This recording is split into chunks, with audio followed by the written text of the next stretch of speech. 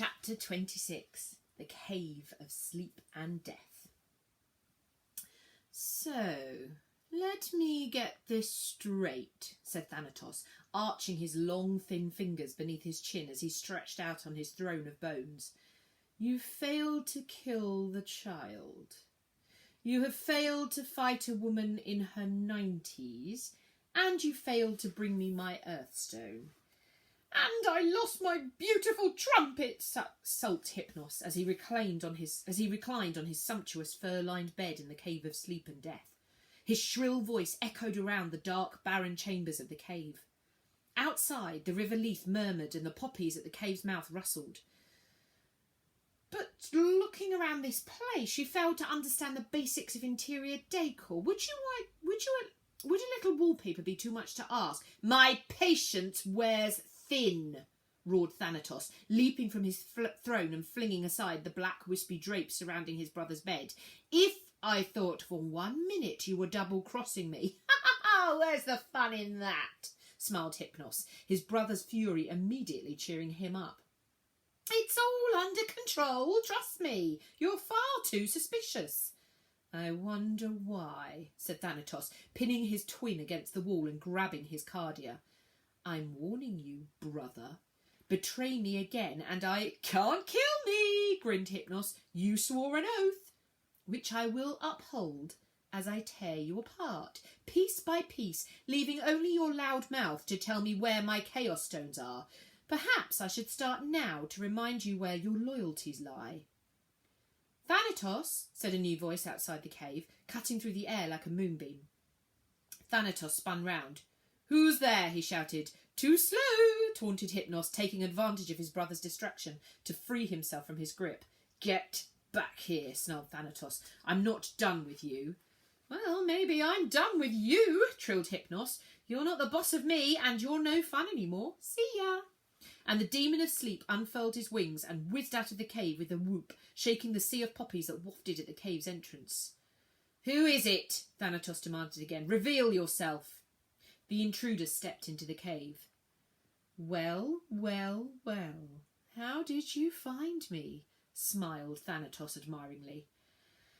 Charon, said Elliot, walking into the darkness. It's amazing what he'll do for 3 bottle tops and a pen lid. You'll have to excuse me. I rarely entertain mortals, said Thanatos, pulling up a chair for Elliot. Not live ones, anyway. The underworld doesn't seem to agree with them. To what do I owe the pleasure? Elliot wiped his puffy eyes. This was his only hope, the only way to keep Mum safe. He told himself that all the way here. He placed the Earthstone on the table between them. Thanatos' eyes flickered with desire. I thought you'd be interested in this, said Elliot, trying to keep the fear from his voice. He couldn't quite believe what he was about to do. It was so risky. But he had no choice. He had to do it for Mum. She couldn't carry on like this, and neither could he. You have gone to great lengths to get the Earthstone before me, and now you are simply going to hand it over, said Thanatos, with a raised eyebrow. I need something in return, said Elliot. Something only you can do. Your mother, Thanatos smiled knowingly. You want me to cure your mother. You said at Stonehenge that you can do things the gods cannot, said Elliot. Was that true? Like you wouldn't believe, said Thanatos. Why do you think Zeus is so afraid of me? Because he knows that I'm more powerful than him, and you could be too. What do you mean? Asked Elliot. He hasn't told you, said Thanatos. Told me what? Said Elliot. How interesting. Thanatos leant back in his bone throne. But tell me, since you've stolen the Earthstone, why not keep it for yourself? You could be a very rich young man, never work a day. You could afford the best doctors mortal money can buy. She doesn't need a doctor, said Elliot. She needs herself. Can you give her that back? Thanatos stared deep into Elliot's eyes. If you give me that, he said at last, gesturing to the Earthstone, and its 3 companions. Elliot turned the diamond over in his hands. It was a high price. What would this mean for the world? But Mum was his world. He needed her back. Swear it, said Elliot. I swear on the sticks, said Thanatos solemnly. Bring me my chaos stones, and I will give you your mother back. Then it's a deal, said Elliot quietly, his stomach in knots. Thanatos poured 2 glasses of water from a black stone jug on the table. Let us drink a toast, he said. Here's to a fresh start. Time to forget the past. Elliot hesitated as he looked down at his water. It was so clear, it was as if there was nothing there at all. But life was teaching him to be suspicious. It's not poisoned, laughed Thanatos, draining his glass in a single gulp. I swear it on the sticks. Take it or leave it. Elliot looked thirstily at the water. The oppressive air of the cave was making him sleepy. A cool drink was just what he needed. And if it wasn't deadly, he drank. I need to go, he said, putting the earthstone back in his pocket and standing up shakily. He held the table for balance. Everything was swimming. Everyone will be wondering where I am. He walked unsteadily to the cave's entrance. Elliot, said Thanatos, settling back onto his throne. Aren't we forgetting something? My earthstone? You'll get it with the rest, said Elliot, suddenly afraid at the thought of losing the diamond. I need it. I need it to buy a new house. You'll get it soon enough. Elliot teetered towards the exit. At a click of Thanatos' fingers, the poppies at the cave's mouth suddenly grew taller and thicker, tangling over the entrance to form a thick wall, blocking Elliot's only way out. Oh, I think I'll have it now, said Thanatos, rising from the throne and walking slowly towards him. Elliot felt the dark fear rising through him. He stamped it down. He was in control here. No, he said as firmly as he was able. Then I'll just have to take it, said Thanatos. Elliot flinched as Thanatos lunged towards him. But as soon as he got close to Elliot's body, the demon was knocked away by the same invisible force as beneath Stonehenge. You can't touch me, Elliot realised aloud. So it seems, drawled Thanatos. It would appear we are at a stalemate. Elliot waited for the cave's entrance to open. It didn't. His head started to feel strangely fuzzy, and another yawn escaped his lips. I fear that you and I got off on the wrong foot, young Elliot, said Thanatos, returning to his throne. I'm sure that your friends have told you all manner of lies, but I assure you my motives are entirely honourable. His words swarmed in Elliot's head. It was difficult to concentrate through his tiredness. His eyes wandered around the cave up to the roof covered in enormous stalactites. They were the ones that hung from the ceiling. Mamma taught him that. Honourable, said Elliot. You want to kill mortals. Not all of them, said Thanatos. I intend to keep some. The place will need looking after. Besides, no point in ruling the world if no one is there. Look at your realm, Elliot. The earth is overrun. Millions of mortals without homes, not enough food, no clean water, sanitation, education. All I want to do is balance the books. By murdering? Asked Elliot, unable to stifle a yawn. Murder is premeditated and deliberate, said Thanatos. I would use the Chaos Stones for more of a cull, a necessary evil to control the species. It isn't personal. After all, what is more impartial than death? An earthquake can't see the colour of your skin. A tsunami doesn't know your religion. A hurricane doesn't care about your money. Which makes me about the fairest individual you'll ever meet. It's for your own good. What about the gods? Said Elliot, his eyelids sagging. Ah, said Thanatos, now that is personal. Zeus killed my father and locked me away for 2,000 years like a dirty little secret. I'm not proud to admit it.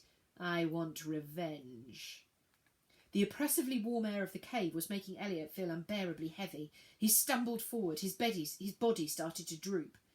Gracious, Elliot, you are weary, said Thanatos. Are you quite all right? What? Said Elliot. Yes, I'm fine, just a bit tired. Of course, said Thanatos. And look, here is a lovely warm bed. Wouldn't that be so comfortable? Elliot looked at the corner of the cave where Hypnos' opulent bed was calling him. Perhaps if he could just lay his head down for a moment. No, he had to leave. Let me go. Thanatos, said the demon of death. You seem to be struggling with your memory. Remind me of your name again? Well, of course I know my... What did you say? Oh, silly me, gasped Thanatos, picking up the glass that Elliot had dropped on the floor. What a terrible host. It appears I served you water from the River Leith outside. Like I said, it can't kill you. Packed with natural minerals, in fact. It just has the one unfortunate side effect. You're going to forget everything. Everything you know, who you are. You'll even forget how to stay awake. In 1 hour, that water will be absorbed into your blood forever. You'll spend the rest of your life in unconscious oblivion. Don't be ridiculous, yawned Elliot. If I just have a quick nap, I'll be... What a marvellous idea, said Thanatos. Why don't you lie down and have a lovely sleep?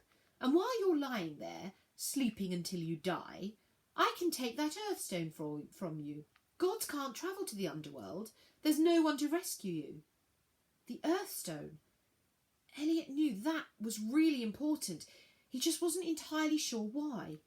He stumbled over to the bed and lay down. Oh, that felt so good. Perhaps next time you'll think twice before presuming to negotiate with me, sneered Thanatos from his throne. Except there won't be a next time. Go to sleep. Sleep. Yes, that's what Elliot needed, a nice long sleep. As if I need a mortal child to find my Chaos Stones, scoffed Thanatos. They will be mine. I will have my revenge. And with you eternally asleep, I'm also free of my oath to your mother. Mother. The word pierced Elliot's last drop of consciousness like a spear. Mother, Elliot repeated. Shh, said Thanatos. Go to sleep, Elliot. Go to sleep. Forever. Mother. Mum. The words tumbled around Elliot's mind, fighting back the encroaching oblivion. Mum, he said more loudly, his mind searching for the answer to the question on his lips. He had a mum. His mum. He couldn't stay here. He needed to get back to her. He needed to get home. He tried to stand. No, no, no, said Thanatos with a smirk. Don't fight it. Elliot raised his leaden eyes over Thanatos' pale head to the field of stalactites that clung to the roof above him. Drop, he said in the quietest whisper, a faint image of Josie's smile forcing its way into his mind. He looked at the ceiling, but the stalactites stayed firmly in place. Drop. Oh, do shut up, sighed Thanatos. Epic poems have ended faster. Drop, said Elliot more firmly, feeling the warmth of his mother's arms around him and her laughter singing in his ears. What's that? Said Thanatos, leaning from his throne. What are you doing? Elliot felt his love for his mum shoot up inside him like volcanic lava. The sensation radiated from his heart into every corner of his body, giving him a surge of power for one last effort. I said drop, he roared with every last bit of strength he had, holding the Earthstone. The light from the diamond exploded into the cave. What the... As Thanatos leapt up from his throne, an enormous stalactite came loose with a deafening crack and dropped to the floor, sinking deep into the ground directly in front of the death demon, barring his path. Too little too late, he snarled. You're still going to... Another massive rock cracked from the ceiling, holding Thanatos back once again. He moved to avoid a third falling on him, but every way he turned, an enormous stalactite fell to block his way. This won't save you, he screamed at Elliot. You'll rot here anyway. But his curses were futile. The stalactites kept falling all around his throne, creating a solid stone circle around the livid demon, who raged at the mortal who had cheated him of his Earthstone. This won't hold me, yelled Thanatos. I will find you. I will find the stones. You cannot defeat me. Oh, do shut up, murmured Elliot, holding the Earthstone high above his head to send a final shower of stalactites down onto Thanatos, silencing the demons beneath the rockfall. Elliot flopped off the bed and dragged his heavy body across the floor of the cave to where the poppies were wilting as Thanatos' spell weakened. He held one of Charon's cards between his fingers, desperate to summon the ferryman at the riverbank. He was nearly there, but he was just so tired. Elliot reached his trembling fingers towards the river and stretched his arms as far as he could, dropping the card with a whispered prayer. It landed on the blade of grass nearest to the water. He had missed. Elliot's head slumped to the ground. He could go no further. He'd failed. He'd failed the gods. He'd failed himself. He'd failed Mum. He let out an anguished sigh. So this was it. He took one last look at the lonely grave around him before closing his leaden eyes for the final time.